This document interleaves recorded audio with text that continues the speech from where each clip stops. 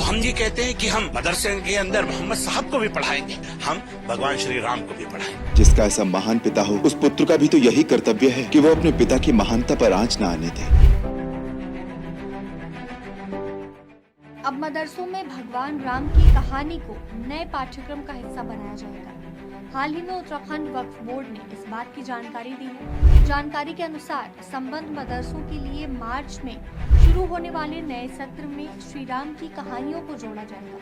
इस बारे में जानकारी देते हुए वक्फ बोर्ड देहरादून के अध्यक्ष शादाब शम्स ने कहा कि हम चाहते हैं मदरसों में पढ़ रहे बच्चे औरंगजेब जैसे नहीं बल्कि भगवान श्री राम जैसे बने।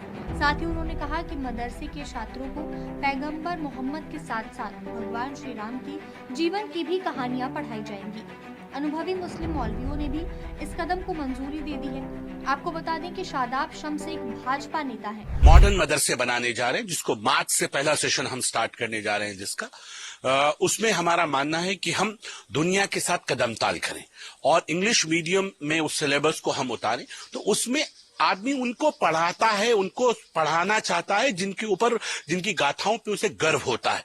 तो हम ये कहते हैं कि हम मदरसे के अंदर मोहम्मद साहब को भी पढ़ाएंगे और मोहम्मद साहब के साथ साथ हम भगवान श्री राम को भी पढ़ाएंगे। उन्होंने कहा कि श्री राम द्वारा दर्शाए गए मूल्य सभी के लिए अनुसरण करने योग्य है, चाहे उनका धर्म या आस्था कुछ भी हो। आपको बता दें, उत्तराखंड वक्फ बोर्ड के अंतर्गत 117 मदरसे आते हैं। इस नए अध्ययन की शुरुआत देहरादून, हरिद्वार, उधम सिंह नगर और नैनीताल जिले के मदरसों से की जाएगी। इस बारे में भाजपा नेता शादाब शम्स ने कहा कि इस साल मार्च से हमारे मदरसा आधुनिकीकरण कार्यक्रम के हिस्से के रूप में वक्फ बोर्ड से संबंधित मदरसों में श्री राम का अध्ययन शुरू किया जाएगा। कोई ऐसा व्यक्ति जिसने अपने पिता की प्रतिबद्धता निभाने में मदद करने के लिए राजगद्दी छोड़ दी और जंगल में चला गया, कौन नहीं चाहेगा कि उसे श्री राम जैसा पुत्र मिले। इस वजह से हम भी चाहते हैं कि हमारे मदरसे में भी श्री राम की कहानियां बच्चों को पढ़ाई जाए और बच्चे उससे सीखें।